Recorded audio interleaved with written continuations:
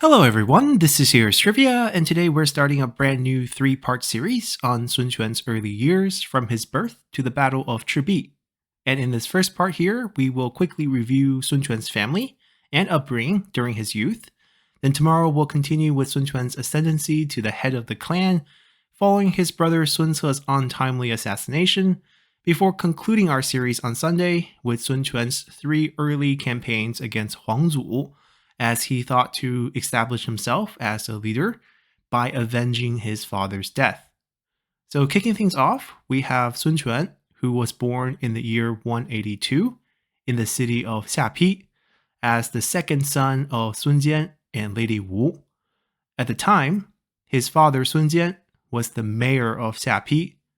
but Sun Quan would almost have no memory of his father, as by 184, Sun Jian would join Zhu Jun's army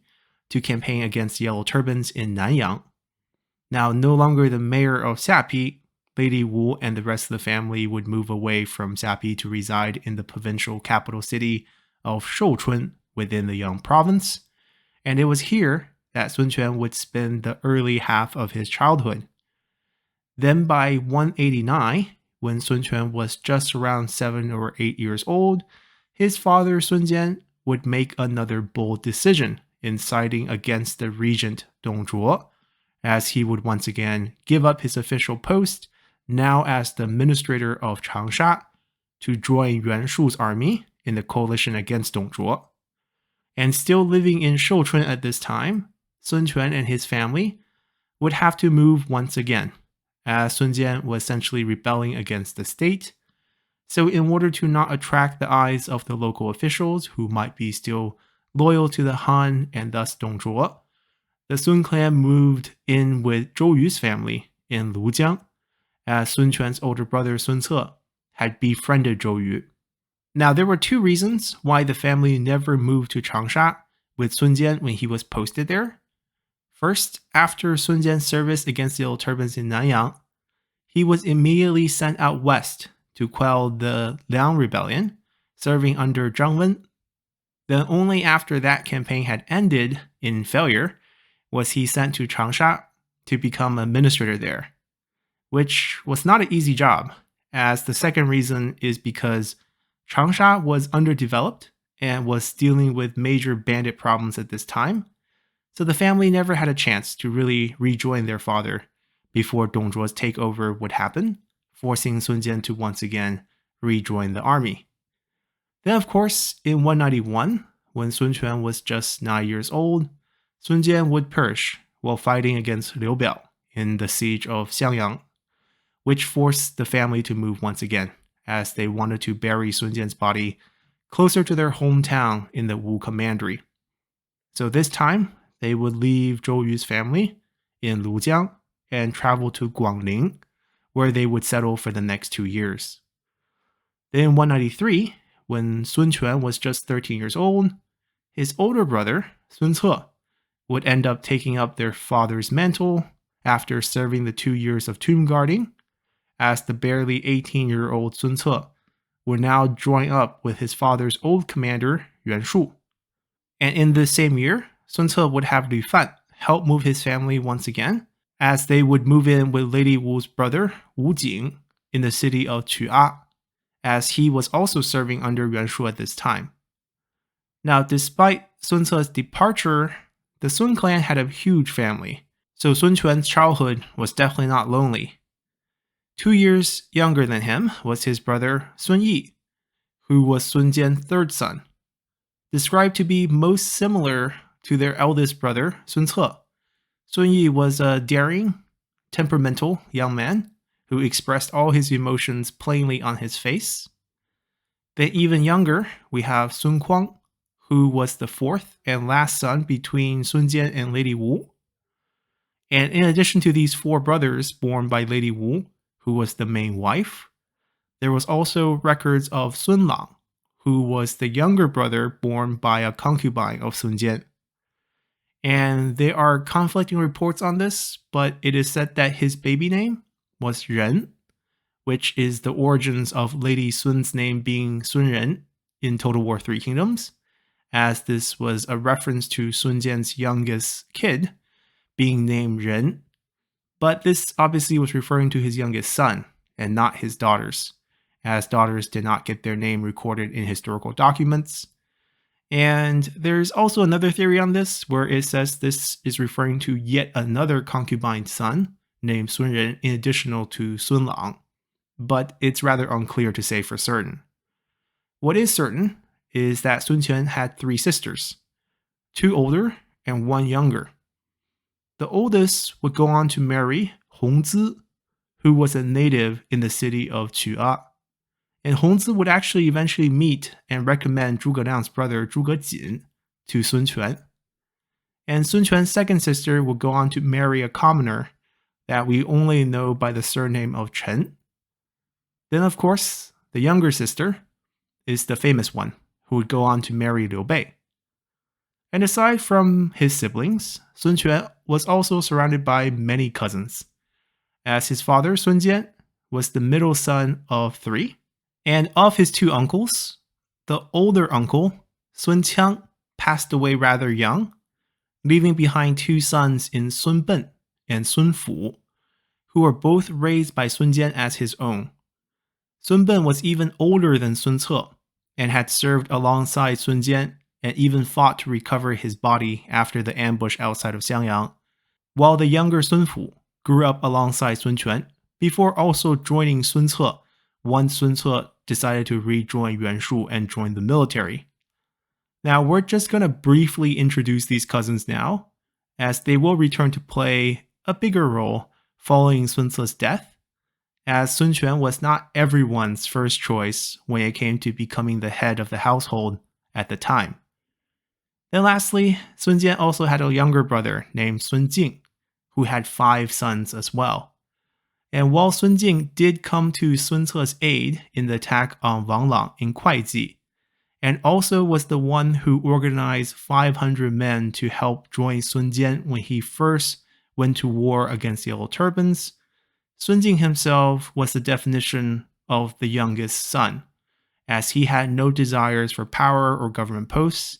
as he knew he needed to remain in their ancestral hometown to tend their land and their ancestors' tombs. But the same cannot be said of his sons, especially the oldest named Sun Hao, who we will revisit very soon in our next episode. Now that we have Sun Quan's family covered, let's return to his upbringing, as Sun Ce's rise to power within Yuan Shu's court would bring on new enemies, as Liu Yao, who was at the time trying to reestablish the Han control in the Yang province, became natural enemies with Sun Ce, as Sun Ce and Yuan Shu were the major obstacles, since Yuan Shu was clearly trying to erode the Han control within the Yang province. Therefore, Sun Ce's family once again had to move because they became big targets. So during the year 194, Sun Jian's old lieutenant and current administrator of the Wu Commandery, Zhu Zhi, would actually help Sun Ce move his family 2 more times, as they needed to stay on the move to remain safe, while Sun Ce was busy besieging Lujiang. Then finally in 195, as Sun Ce would march south and displace Liu Yao, the Sun clan was finally able to move back to Chua with Wu Jing. But Sun Quan's home life would also end, as the 14-year-old Sun Quan would also now join his brother's side in the army camps, as Sun Ce wanted his younger brother to shadow him to prepare him to be a general one day. And it was during this period that Sun Ce became increasingly impressed by the young Sun Quan, who displayed a maturity beyond his years, which led Sun Ce to tell Sun Quan one time during a feast that everyone seated below will one day be your subordinates, as he pointed at all his officers at the feast. Then in the following year, in 196, Sun Ce would gain a large part of the southern holdings, and with his new land, he would name Sun Quan, who was just 15 at the time,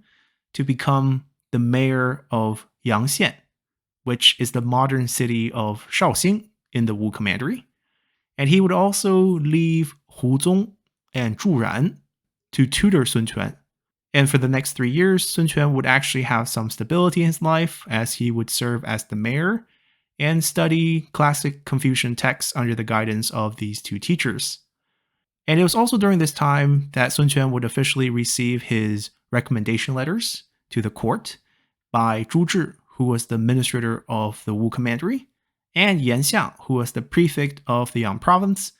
as these recommendation letters would help him secure future court positions in the imperial court if he desired. And it was also during this period that Sun Quan would officially come of age and receive his style name of Zhongmou. And breaking this down, as we have recently had a Let's Talk Lore series talking about style names, his style name actually follows the most common rule, as it is a reference to one's first name with the exact same meaning. So first we have to look at Sun Quan's first name, which is Quan, as Sun is his family name and surname. Now Quan is a pretty interesting character, with a meaning that has evolved quite a bit from its original meaning as a character. And with the left side structure of this character being the character for wood, Quan was originally the name of a type of tree. But later on, it would also take on the meaning of a weighing scale. Then over time, because the character was used as the word for a weighing scale, it would take on a new meaning that meant to compare or to weigh the pros and cons in order to make a decision. And then over time, because it had this meaning, it ended up being a character that meant power, because those who make decisions have power. So Sun Quan's first name can actually mean quite a few things with Quan, and we're going to actually use his style name to narrow down which actual meaning was intended for him. And from his style name, Zhongmou, it has two characters and thus two parts. The first part, or the first character of Zhong, is a sibling ranking character. As we mentioned many times before, the eldest son of the wife usually always have the character Bo as the first character of his style name, and the second son, in this case Sun Quan, would always have the character of Zhong as the first character. Of course, not all families follow this rule, but the Sun clan did, as Sun Ce was Bo Fu, and Sun Quan was Zhongmou. So this meant that the second character of Mo is the only one we should consider when it comes to the meaning of his first name, Quan. And Mo here means to make plans, come up with a strategy, or make a decision. And it just happens that the combo phrase of Quan Mo would mean tactics. So basically, Quan in Sun Quan means to make a decision or plan, and the choice of Mo as his style name probably reflected his strategic nature or tactical thinking displayed during his youth. And Sun Quan would get to put that tactical mind to use in 199, as he would once again leave his desk job to rejoin his brother Sun Ce in the army camps, as Sun Ce was planning assault on Lujiang, where Yuan Shu's former officer Liu Xun had set up camp. And after a successful campaign in Lujiang, the two brothers would share one more campaign together in Jiangxia against their father's killer Huangzu in the year 200, as later in the same year, Xu Gong's three house guests would fatally wound Sun Ce in an assassination attempt that would bring a sudden end to the rapid rise of the Sun clan in the south. And with his older brother gravely wounded, Sun Quan would now have to shoulder the burden of the clan, as Sun Ce would entrust the future of their clan to him on his deathbed. So with that, we're going to end our episode here and come back next time as we'll discuss the state of the South following Sun Ce's sudden death and the difficulties facing Sun Quan during those early years as the head of his clan. And hopefully you enjoy this episode, and I'll see you all next time. Bye!